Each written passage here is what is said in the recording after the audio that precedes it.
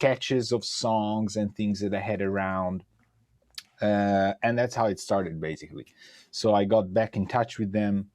We started doing things. So that's, for the interviewers also probably how this got in, how you're pitching stuff, because this is just a solo record of mine. I was able to take some music out of what they didn't use or they used differently. Okay. Yeah. And I kind of allowed myself to say, okay, we do this. Do you have a budget for releasing the soundtrack alone? And they were like, probably not. So I was like, okay, we do it, but I take care of the soundtrack by itself. So I don't want to confine it to a game, because that's something that happened to me in the past. And then I cannot get it out because of agreements and contracts and stuff.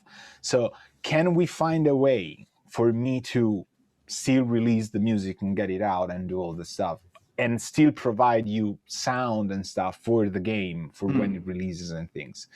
And knowing these people, obviously there's a trust and thing, but there's also how the independent market now works with video games. It wasn't an AAA thing where you have like absolute, scrutiny over everything, and it's like a movie soundtrack. Okay. So there was leverage to be given and taken, and they were like, okay. So that's how it became the solo album and the soundtrack for also what it will be when the game is released and stuff. But it can still work as a solo album, and I'm very happy because it's just me doing the music that I really like to do. And then all the licensing came. I have, a person that's doing agent work for me and stuff. So, we're in touch, and, she's finding gigs and stuff for the music. And it just so happens that there's brands like Fox News, Fox Sports, Audi. We're currently working out the licensing for the songs. So I'm like, that's awesome, because that's a solo record of mine that I wrote just because I like this type of music myself. And also I had a gig for a video game, but I wasn't expecting to do anything about it. Just posting it there and saying, this is my record. That's fine. I didn't. Nice. And it just, probably it's because it was that easy, that laid back. I'm thinking. And sometimes you overthink. I know I'm guilty of that for sure. You overthink a lot of stuff, and you go like, it has to be perfect for Fox Sports, because you study Fox Sports for years, and then, which I didn't, but you could. I mean, it would make sense, and you buy all the books and stuff for how to pitch your whatever, how to be successful, and then all of a sudden you say, we're gonna do whatever I want, what I sound best at. And then people are like, oh, these is really nice. Have you thought about licensing to Audi? And I was like, no, but yes. Let's do it. Yeah. There's nothing to lose. Exactly. Yeah. So pretty much I think this is the thing of, cool, how it works. That'll keep us, I think that'll keep us busy. All right, so you're running, obviously it's Fuse Room, right? The studios that you're running.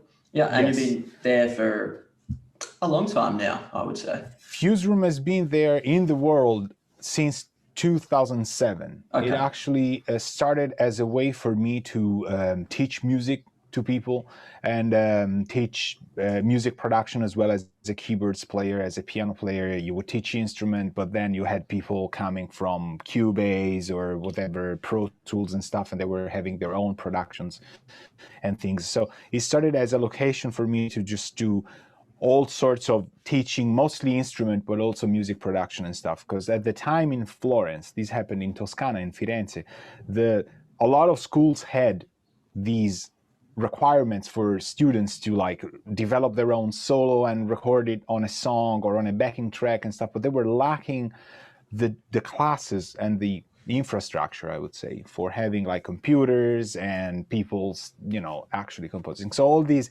kids and young students, they were going to their, father's computer and say like, I needed to install this, and just do a backing track and solo I have a final in 3 weeks, And parents were like, no, you cannot do that.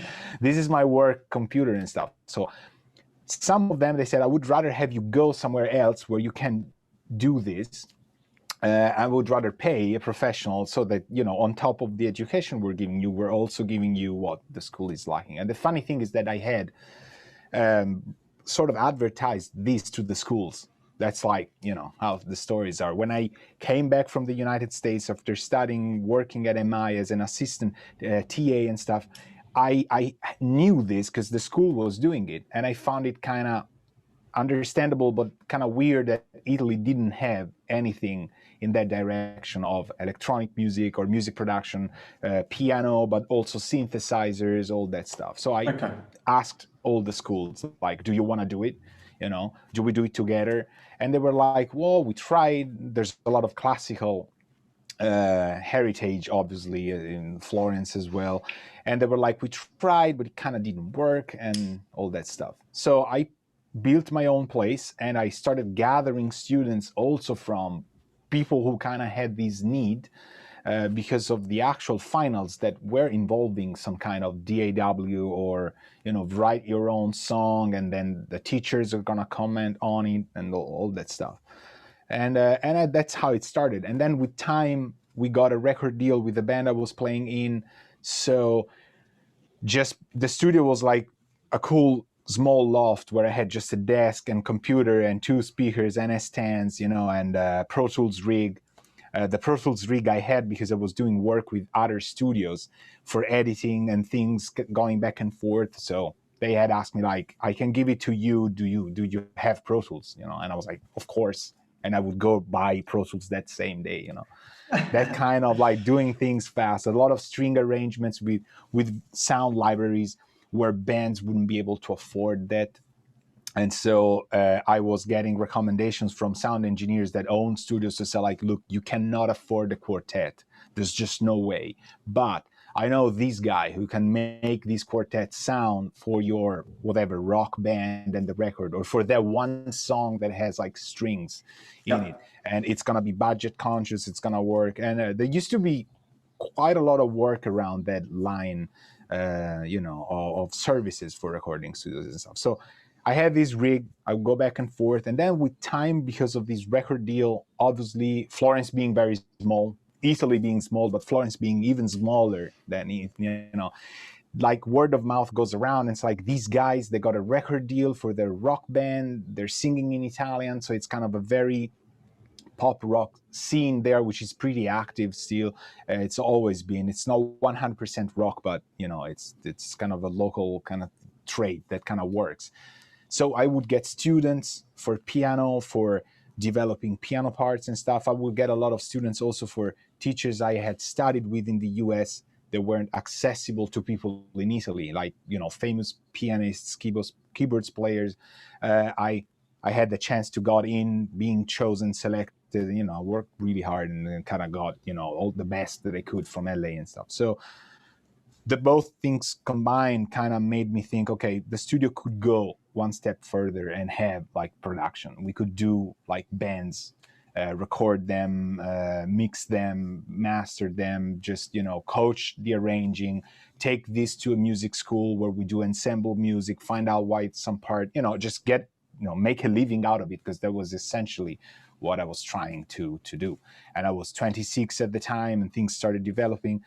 And then we said, okay, now it's time maybe to make a step and buy more gear and become more of a hybrid studio and do a lot more.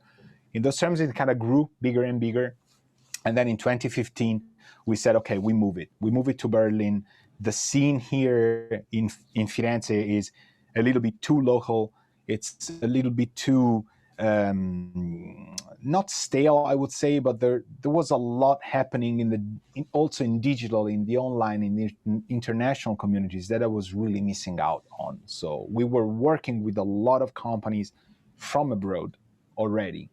So our revenue was, fun enough, almost 95% coming from international brands, having us work regularly on localization. My wife is a translator, interpreter, so we do localization of subtitles. We do video editing for other stuff. So there's a lot of things that were already happening online.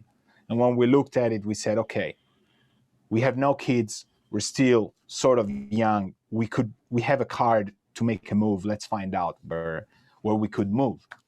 And once you move from something like Florence to Milano, which could have been a move, because it's a very well-connected city, there's a lot of professionals there, you still think, well, I'm gonna put everything on trucks, I'm gonna go north. Why not London or Berlin at that point? Because I'm gonna move anyway.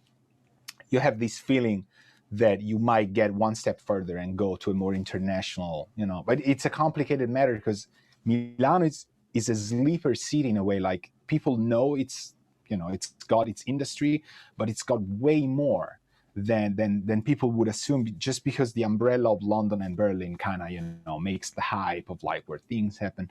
But Milano is a very active city, and it's very well known in the professional industry, market, is either for pro audio, for production, or for all the people we were working in. So it was a tough decision, but we found a studio in Berlin, an empty place, and we said, like, it's never gonna happen. Like that. We opened the door, and it's like a full-fledged studio, 200 square meters. The infrastructure was done. It was empty, but the infrastructure was ready. Studio. So we said, like, at that very moment, you're like, the choice is done for me. Yeah. Anything happens, I don't care, because it's just who would close the door and say, like, pretend you didn't see anything. Like, did you see anything? No. All right, let's go. It weighs on you so much that you do it. So you talk with friends and colleagues, and people are like, do it, dude, just go, do it. And so that's how it happened. And that's how, since 2015, we had a lot of brands. We consolidated with the people we were working with, for sure, but we also have a lot more international people obviously coming in. I would say we work probably 90% with non-static 100% German local stuff. So our studio is not a place where a local radio or a local, I don't know, photographer of sorts come. We had those clients, and just trying to think of the minority of people that would come and say, okay, can you do this audio edit for a small wedding video I've done, which could be an awesome revenue if you chain these, in a week. It's, way richer than any sound engineer doing music. It just doesn't happen because that part of the market is already covered by, whatever, German sound engineer studios that were here before. But the international approach that we had, the decision, for example, of not translating the website, you enter the website, it's 100% in English. It's already sending out a message, and it's already filtering some clientele, which we would love to work with, but we had to make a decision and say, like, where do we want to stay on? Yeah. So we have a lot of bands that happen to be in Berlin for a mix check or for tourism, or for happened to, because things have changed now in the past years or so. Yeah. They were like, we have to check a master that has been done in LA. So can we do it at your place? So use NDA everything. You cannot even talk about it, because nobody wants you to exploit the fact that the masters that were made in New York or LA are being checked in your studio, where the band is gonna say, like, do we like it? Do we want to send out revisions? So they're taking notes to send to the mastering engineer in New York for things they would like to change. But they happen to be in Berlin. The band is Canadian, it's Australian, it's from the UK, whatever, and they just happen to be there, and they need a place, obviously, to sit down and comment on it, and just brainstorm ideas and stuff. So you lock the door. Sometimes you happen to have these opportunities which are just possible because of what Berlin does, or what London is. I mean, it's these huge hubs these days have these. So obviously you've been full-time working in the audio world for a long time. What do you do outside of the studio to make sure you can front up and go there the next day and work? I worry a lot. I do worry a lot. I'm very lucky to be doing just this, but there's a lot of the synergy between what my wife does and what I do certainly kind of creates a balance where it's not always making records. It's not, there's a volume of work that comes from, as I said, the translations, the localization stuff. We work for years now. We've been working for years with companies that make, for example, audio products. So the audio products that need brochures, that need manuals, that need flyers. I provide what is more of a expertise on the thing without having academic translation, skills. But my wife does cover all the technical stuff. So she's not just capable because of the languages of translating something. She has the factors dialed in for consistency, for lingo, for if you use that way of saying something, it has to be that way of saying something for the whole brochure, the whole manufacturer, the whole angle. So she's got it covered in terms of providing the localization services so that the brand translates the message to the potential customer the way that they want. So they talk a lot about which kind of you it should be, whether, this is maybe the simplest thing, like it's a colloquial thing, it's a formal thing, what kind of approach it has, and it's way more than just what does it mean? The what does it mean, it's pretty easy. You read it and you know. But it's a sort of message. There's a lot of companies that know that the language they're translating to is to clients that know already English, for example, but they want to reach out to be closer to the person that is listening to that. So there's a lot of that. So we do a lot of it, obviously, and that's a monthly thing, and things never, stop to come. Luckily, especially in these times, I have to say that while areas like tourism, leisure, travel, which is something my wife works on a lot, has decreased naturally because there's not a lot of audience for going to a beautiful hotel in Austria now that everything, for example, is closed.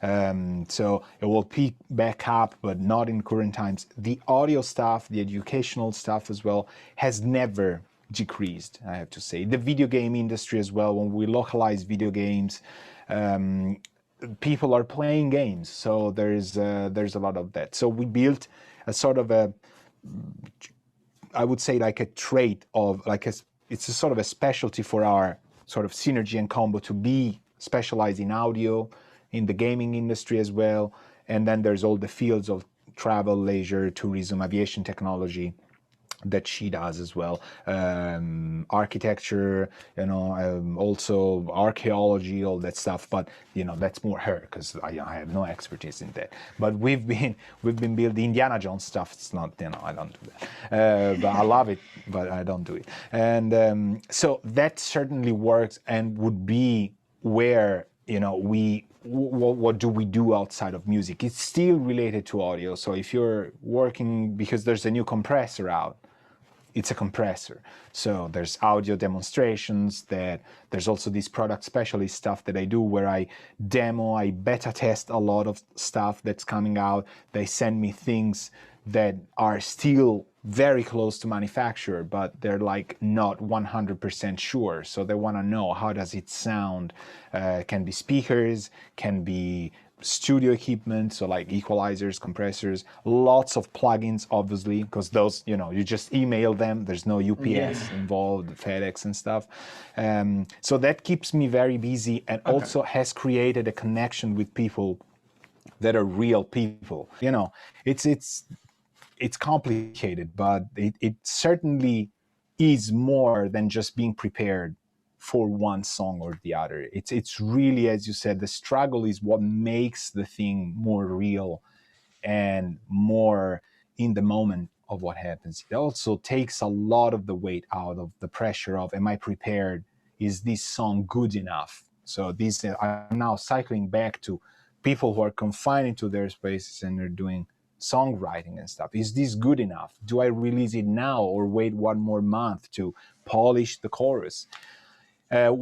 If you think about that, you're still in a very young and positive and radiant place. So there's good in that, because by the time everything in life hits, and some people unfortunately are hit more than others, you start realizing the song's ready.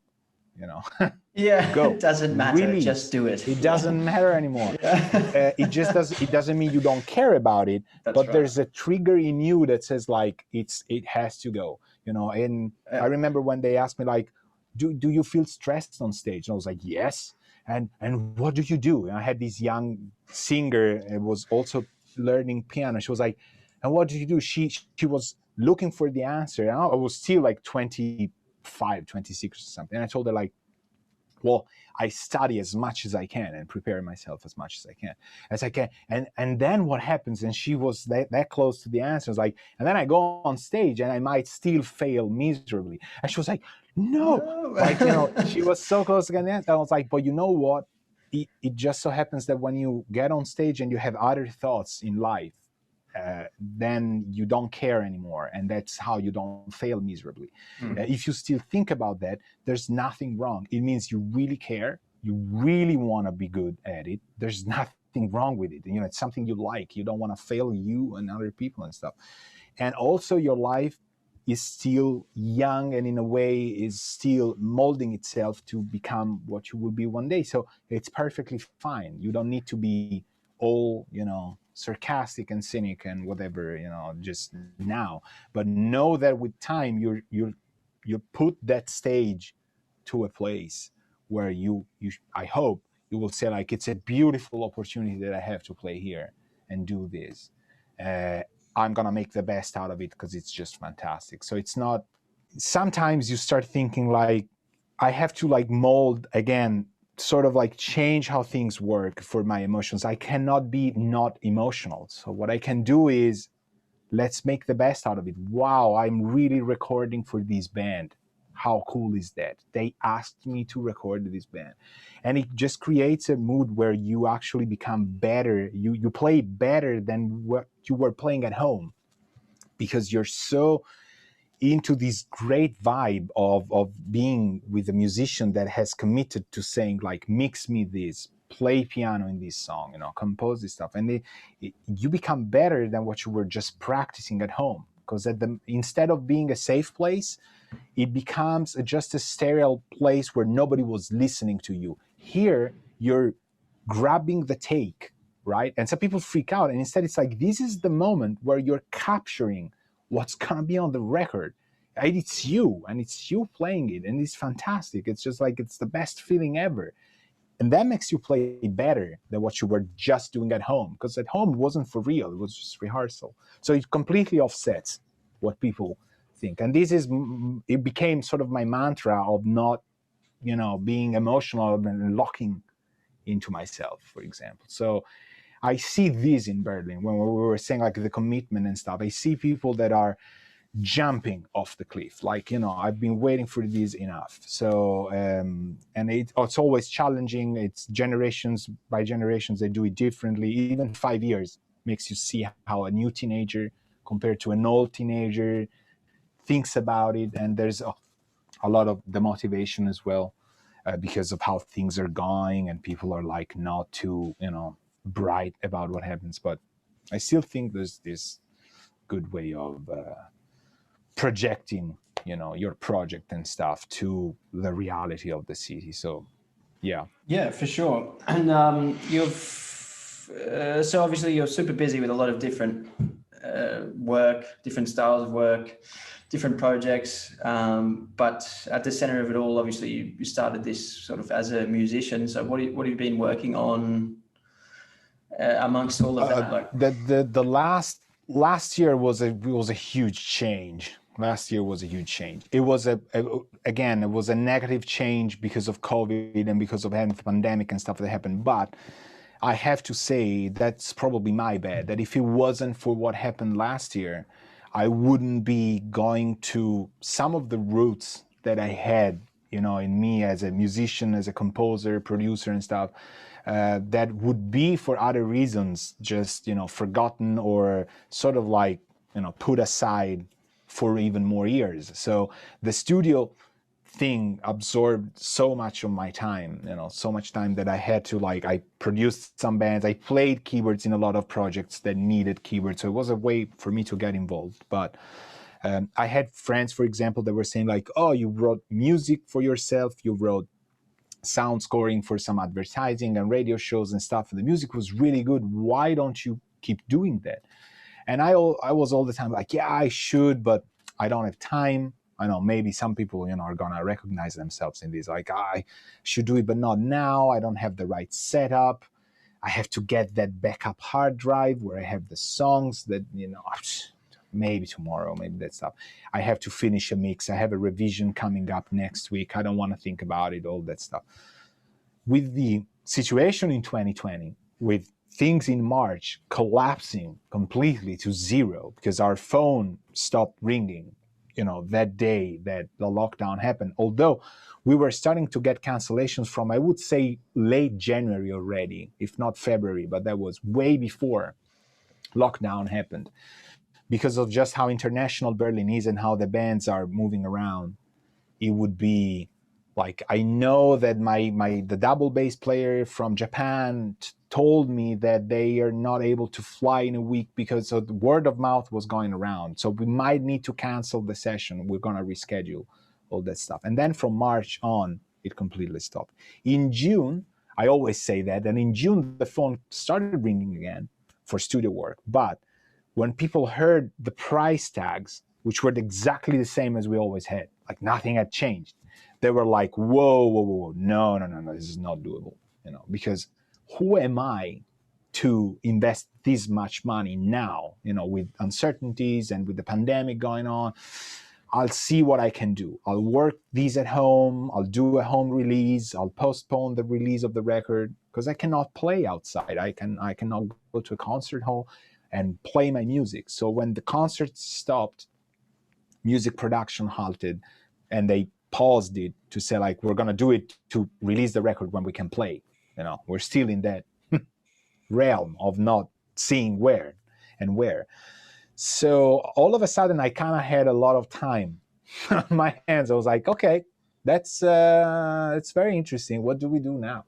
So I went back to thinking, like, I could call back these friends that I've been like, not now, for years. Like, but we make games. I have some friends from high school and have friends that are friends of them. They worked in some of them, they worked in very big game companies, so-called AAA, like, top notch. They're almost film companies size. There's so many people. If you finish a video game and watch the credits, which out of respect one should, like a movie, not just, leave the theater.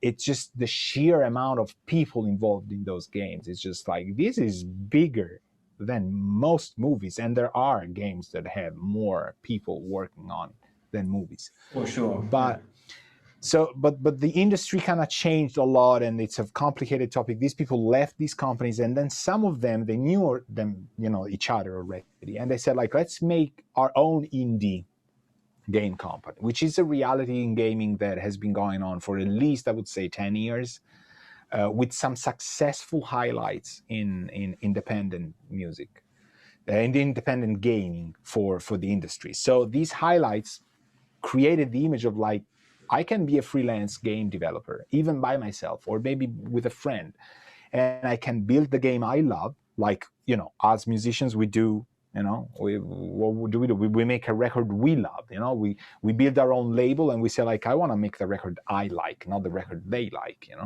and it's the same thing for a game developer. I want to make a video game that I like, I have this idea of a game I had in my mind for some time.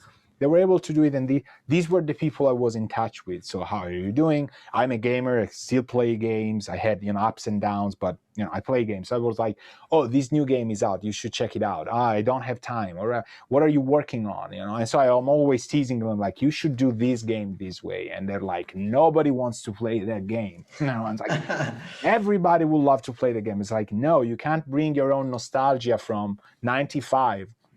That's usually how it ends, into your now. I'm not developing such games. Like, you should, So we get into these discussions all the time, and so I called them and I was like, "Hi, it's me. I have time.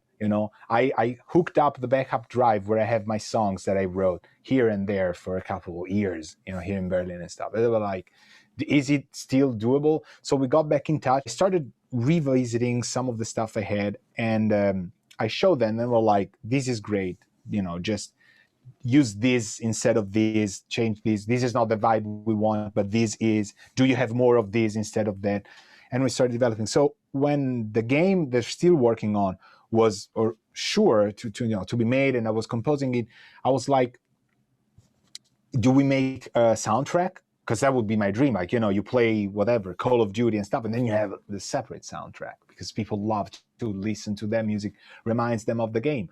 And I was like, do we make it? I was like, dude, there's not going to be budget for it, for sure. We don't know. We might sell millions the day it releases, but we might even not get sales. So I think the smart move ahead was like, all right, I take care of sort of releasing the music on my own for stuff you don't pick, which might be from the same pool or stuff that is similar but is not adapted to the script, for example, because we did a lot of ambience stuff that would fit in the game itself. It's when you play with video game music, it's always complicated. There's a lot of discussion and communication going around developers and stuff because it depends on how the game is being played. You have games where music has to be dynamic in a way that it's changing depending on things that might happen or not. And there are games that are like heavily scripted in a way, so things are going to happen the way that the developers want it. It's just you're gonna be in an interactive sort of movie. So those things are different than just whatever, just create a vibe and then it's gonna shift. Sometimes there's audio engines that are very complicated that change the music and take bits of things around and rebuild it in a way. They like to make it more interactive because the mood you can create is very successful for the whole energy of the vibe of the game. So they said yes, it was okay. So I started putting things aside and it became my new solo record. I was like, all right, I have a record of mine, 12 songs, not an EP. I was like, maybe I'm gonna make an EP out of it. And then I was like, wow, this is like 12 songs. Over the course of March, I think I started pre-producing stuff from them around this time of the year last year. And by the time March was almost over, I started writing. And in September, I had the 12 songs, partly because of the schedule that they had with me, but also because I was just, I was finally probably letting go of the things that I had done very happily, but were not my call somehow. I don't know. Like, I'm a pianist, keyboardist. I like synthesizers. I play and I record a lot of electronic music of my own. I like a lot of these cyberpunk science fiction sort of music. I don't necessarily track or record fantasy music, for example, medieval music. I'm not a game composer or a composer like, it's just I love it, but it's not a style in which you would say like hire him because he's amazing at doing that. I have zero portfolio on it as well. Okay. So what I do is electronic music, epic cinematic in a way, or ambient, depending on where we weight the energy. A lot of breakbeat, techno. Somehow there are beats of techno in the cyberpunk thing, so they create this mood that I like sometimes. So there's elements of techno music, world music, a lot of it, a lot of Middle Eastern, African instruments. I like a lot of acoustic versus electronic instruments and stuff. A lot of Moog, a lot of whatever, Polysix, old synths, and stuff that just, Juno. Not too much of the old Roland Juno, like a Stranger Things kind of thing, which is a very 80s kind of mood somehow, music of synth. I don't go that retro synth wave, kind of vibe. But I like this blend. So I was able, luckily, to make what I liked, just get in touch with that. And the luck was that I think the science fiction cyberpunk thing has really come back up. There's a lot of interest in that branch of music. So because of Cyberpunk 2077 that came, Keanu Reeves, CD Projekt Red, these are very successful companies that are making very important kind of, cyberpunk footprints into the idea of gamers and stuff. So there's a lot of games also in the space kind of era, with Star Citizen hitting like the 8th year, Elite Dangerous coming to their Odyssey expansion, where you will be able to walk out of the spaceship and stuff. So there's a lot of people that gamers are waiting for. in this realm of space exploration, science fiction. There's Mars on Earth. You know, we're also doing a lot of that talk about NASA and SpaceX, and I think people are invested in the idea of space, of exploration again. It's coming back at it, and so is cyberpunk, because we're living in this future that is not actually what we were expecting in a good way. It's a little bit too close to what we already had, because there's no hoverboards, there's no Michael J. Fox flying around and that stuff. There's no lightsabers, Black Star, whatever. But it's way different. There's one of the songs that's in collaboration with one of the people that made one of the video games that are my absolute favorites from when I was a kid. So I was able to get in touch with him and say, like, I would like to redo sort of a cover of it. It's a very old thing. How does it work and stuff? And it was like, do it. It's great. Don't worry about it. Awesome. And so, I mean, it's really 100% what I wanted to do. And then from there, it's just the record. And as we were saying, it just developed into, now we're discussing licensing for some brands, auto brands, TV, sports, things and stuff, which would be happy to have that sort of genre. So why not? I haven't thought about it, but I called the other guys and said, like, look, these you haven't chosen. Do you want to option this song, or you're like 100% sure that it's not going to happen? Because if you don't option it, I have freedom to give it to this TV show for their whatever, for their trailer, when they're doing just the titles or stuff, and that's perfectly fine, and I like to do it. Because if they option it, obviously it could become part of the game, or it could become part of an expansion, whatever that happens. Or I don't know, maybe a trailer or a sneak peek or whatever. The company has it. I had teachers that did a lot of famous movies. Some of them only had one song in a movie, for example. The other songs, however, still keep making revenue because it was bought as part of that franchise. Or I have two teachers, for example, that worked in Lord of the Rings. They're the good guys. One of them has a song which is actually in there. It's a piece of music in Return of the King, where there's like the ghosts of men are being summoned or whatever. And the other person has another one in, I think, the Two Towers, but it's not actually in the movie. They're making practically exact the same revenue, because both things go where the Lord of the Ring goes.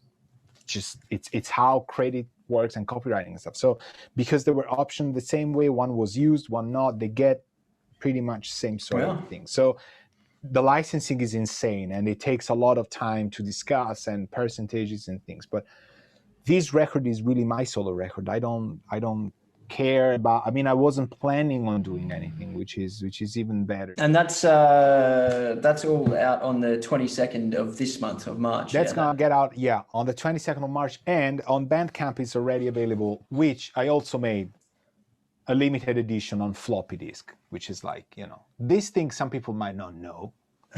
There's people who actually never seen this. So this came to me as an idea of doing Future in the Past. So I took a floppy disk and I made a limited edition of the songs, like 10 per song, and then Nevermore. So I encoded them differently, and people that buy these also get different encodings for different platforms that they want to use the floppy on. So if you want to put it on a Commodore Amiga, you can.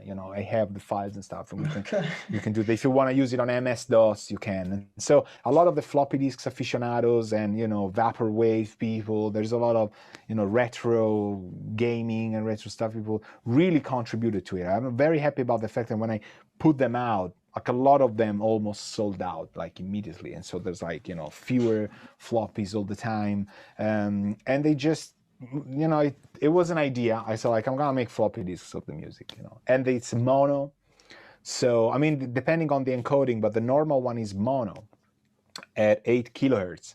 So I had to go around some tricks and stuff to to put it there. At the sound of But you wouldn't believe. You listen to the same. Obviously, you get the normal song, the normal CD, and the normal album with the limited edition versions. But you listen to it and you go like, it's so, what if I had listened to this in a video game in '93? It would have been very real. So you get this sort of like you're back in the past, but you're in the future. I myself got back into this. It's really, it's a cool feeling to crunch your music into something that is by all means not actual. And instruments shift that much, just, enough to bring the message kind of differently to you. Also the mono sound field and stuff, the reduced frequencies. And it's obviously the same song, but it kind of hits you as a composer as well. And somebody who's been mixing that for quite a while and stuff. And it just opens up. And because of the information that is missing, maybe your ear, even if you know the song, tries to fill the blanks in it. Yeah. And it's also easier to let yourself go to just the flow of it when you've been over mixing it or, staying on it for quite a while. So, yeah. That was, now I'm working on another project already, which have to be done coincidentally by almost the time the record will release. So I'm like in between two fires. Okay. And this is a kind of a different thing. They liked what I had done, but it needs to be more ambient for 4 of the locations of this video game where it will happen. So it's like there's 4 locations where I will be sort of making the soundtrack for it, the mood. I'm thinking this is really where COVID and 2020 and stuff has gotten me into, and I don't want to give it back up, away in a way, because I really, really like about, what's going on about this. Like, this is really who I am, more of like composing, and I also, again, like video games, so I like that this is applied to a scenery, a setting, a background of something that I can see, play even, and it's a very creative process because developers are very, very happy about it. They keep things very open. I haven't found a scenario where things are very, very narrow and I have to get into that, which of course, you do. It's job as well, but there's a very relaxed atmosphere. So I find out that if they like how the mood is going and how you compose, they're going to say yes, and then you have a much more open environment. Okay. And I prefer it that way. If it doesn't work right off. So they're like, nope, sorry, it's not ambient enough. Yeah. Fine, it's awesome. I think it's definitely the best, rather than trying to fix something that doesn't work. Yeah, absolutely. And obviously you've gone into floppy disks here, but do you know anyone that's working in this NFT space, or have you yourself looked into these? Yeah, are you aware of the NFT thing, the non-fungible tokens with the crypto? Never heard of it? No. Okay, then I guess it's on the forefront of digital art. Essentially, what it is a non-fungible token. So you can't. Someone is able to purchase a unique. So as you did with your floppy disks. They can get 1 of 10 of these digital tokens, and inside the token will be an art asset. So it could be an audio file. A lot of them are obviously being visual. They could be videos or still images. But if you're the creator of the token, it's built into the contract that anytime it is then on-sold, so you can sell it first for, let's say, $5. It could be on-sold later. And if it ever sold 10 years down the track for $1 million, you would still get a chunk of the payment. All right. So it's kind of, I guess, if you look at what happened with art or music over the time, the issue is, right, the artist, if you it could be a tiny band, you put out 300 of a record, 20 years later, that record's selling for $2,000, but you never get any of it. So they've come up with this package to combat that. But yeah, that's very interesting. Yeah, because that's the issue which makes life a little bit easier when you bind a piece of music to a video game, for example, or a movie or stuff. Yes. What is it? It's the obvious fact that pure music in an album gets, it floats around, but it's just so absolute in terms. It's not attached to something that the industry, unfortunately, we have to say, recognizes in a way, oh, it's a movie. You know, it's a video game, that's official. And then you make music for it, and all of a sudden it's a more privileged or important piece of music. If you make a record for the record, you have a lot of issues. You have like, how are you getting paid? Are people just buying the record? And then you get friends like, who buys a record anymore? Yeah. Like, what are you saying? It's like, and then on what? On compact disc? You know, it's like, no one has, like they're making fun of you, adding things on top of things which you all believe in. Like, yes, on compact, on vinyl, why not? Oh, yes, vinyl. I was almost forgetting about it. Yes, let's buy vinyl and listen them on what? On tabletop plays? Yes, you know, there's people who want to do that. Oh, yes, and maybe you have fancy speakers, you know, to listen to it. And you're still going like, yes, you know, yes, it's so, it happens. That is awesome. Our life, and when they describe it that way, it's distractive in a way, because it's like, you know, it's so far, you know, they wouldn't do it even if you give them for free in a way. So this is bringing it, the streaming industry is to blame, everything is to blame, obviously, because people are making music as they were making it before. It's just how it gets mangled and packaged and stuff. If you do it for a movie or a video game, you're kind of subduing yourself already while trying to retain your personality to something that has a wider target audience and a more, I would say, physical kind of connotation. Like, there's no way you can just, well, you know, we'll put it on Spotify, people play the game, and the developer might get 1% every 10 million. Of course, if you don't hit 10 million, we don't give you anything. They're just not gonna do it, you know. So it's exactly as building a car, you know. It's there, it's physically there, and then it needs to get sold. There's a license plate, you cannot drive it without insurance. There's things that make it more real, unfortunately, to society than music. So this is very interesting as a way to say it exists digitally. This, I think, it's very, very interesting. But it exists digitally with such a strong connotation of, again, footprint, like, you know, hash key or whatever makes it this known clonable or whatever token. Exactly. The term is token is the best. And it retains its value, and it's sort of like proclaiming itself within the digital domain, you know, which is the good part of cryptocurrency. I'm not an expert on it, but the very good thing of it is like how it's making itself real. It's a Skynet of things. The blockchain, Exactly, the blockchain, exactly. Yes. Finally, Terminators. Exactly. It's all happening. It's definitely all happening. It just doesn't. It's not as exciting or as explosive as they made it in the books and the movies. But it's all happening. Exactly. But it is happening, and that is a good side of it, because it's just, you know, it exists in a digital form, but without making use of the physical form. It's still finding ways to, you know, it reminds me of, you know, old people that on planet Earth looked at the stars and said, like, you know, we can find out where we are, and if this goes around that, or that goes around this. Now, if you shoot a satellite out and you look, okay, we saw it, you know, but you don't have it. You have to do it with your bias and your thing. So in digital, this is kind of happening, which is kind of cool, without exiting those, you know, confined environmental space of digital. It's molding itself again, you know, so to become it's like it's a more of a reality than it would be, by, you know, being digital again. Exactly. It kind of it makes digital physical almost. I don't know. It's hard to, exactly. It's hard to put it into words, but it's a good thing ultimately. I think you said it right. Like, it makes it almost physical.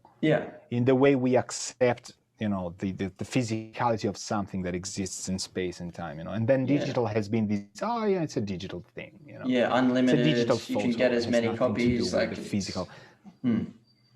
That's an issue. It's changing the game. So let's see what it does anyway. But Alberto, really nice to talk to you today. Exactly. Obviously, you're going to be, I guess, pretty busy in the video game world now. But do you think when things are opening up again, hopefully, are you going to give your time back to what you were doing before, or do you think you're enjoying this new path? I've been thinking about it a lot, I have to say. Like, at first it was like, well, I'm gonna do it, and then now it's being developing that I'm like half and half between, like, am I throwing away the opportunity of it. I think that some things have changed quite a lot already in a way that it cannot become exactly what it used to be before. Correct. So music production was already being made at home, and then I have these plugins, but I need a studio. So the integration between alternate, I would say like an alternate way of doing music production and the old school one was already in place. Yeah. I think these last year and a half, and we have to see how much it goes, if it's vaccinations or not, whatever. This year already has made people rethink how music production is being made, and because of the system being very dynamic and already adaptive, why would it go back when it's a system that has been so adaptive in the years, that has already climbed, people being home producers, DJs, music trends changing all the time, monetization, whatever, Spotify, streaming services and all that stuff.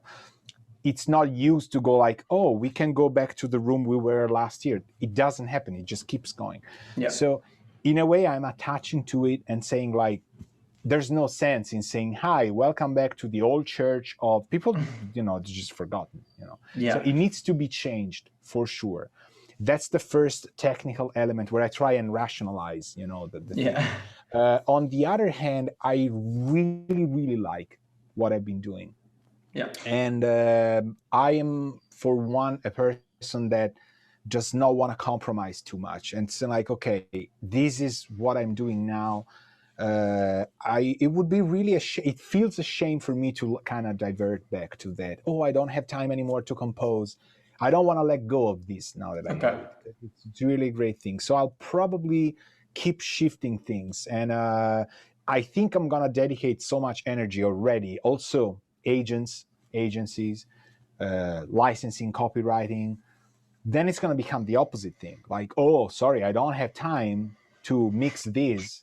just to send it off to you and then make your own record in Austria. I don't want to do it. So I'm pretty much going to be more selective, and I'm going to try and make, which is a challenge, obviously, try and make it productive in a way that it self-sustains itself, as much as possible. But no, I think I want to keep going in this because it's, it's more of I really, really enjoy it. So it's been fun. It's been productive, keeps me up at night without the wait for revision things and stuff, and people, it's like, I really like it, but, I mean, it happens in video game stuff as well. You make it. I made a song yesterday, 2 a.m. I sent it away. I got an email today that says, I really like it, but, it's like, it's too long. It's too short. The rhythm part, it was actually saying the rhythm part we don't want. We said no rhythm.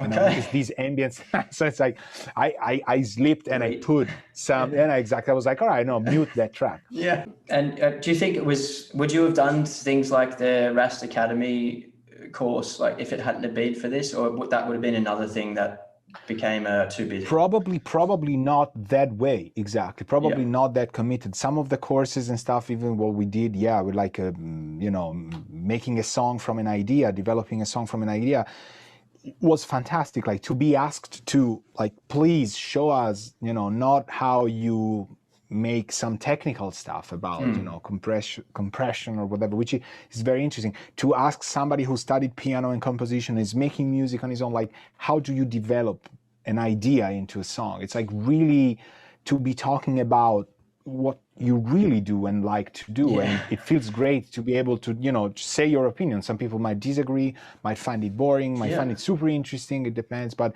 you're really being asked to analyze the process of how you let something be, and in your creative process. And that was great. And I think probably I wouldn't have done it. Would be, again, so wound up in everything I was doing that wouldn't happen. Instead, I had the time, studio was empty, there's technical aspects happening. Like, I can book that session that day, because somebody canceled or there's nothing going on. So it's gonna be me, it's compatible with the restrictions and stuff. It's just gonna put cameras in and do it. So see, even that and the education that comes from it, I think the stimulus to just say, like, watch the video, there might be things you like again, but it's gonna be making you criticize and rethink your own process, you know, develop your own and stuff. It just creates a positive loop of reactions, which is caused by something that wasn't exactly positive, you know, because we were locked in, out from everything and stuff, but still very positive. I cannot say, oh yes, I would have done so many, you know. I've got to be honest with myself. I wouldn't have, because the routine worked. Yeah, you're stuck. We were all stuck on the wheel, and then suddenly it stopped. So I guess it's a good thing.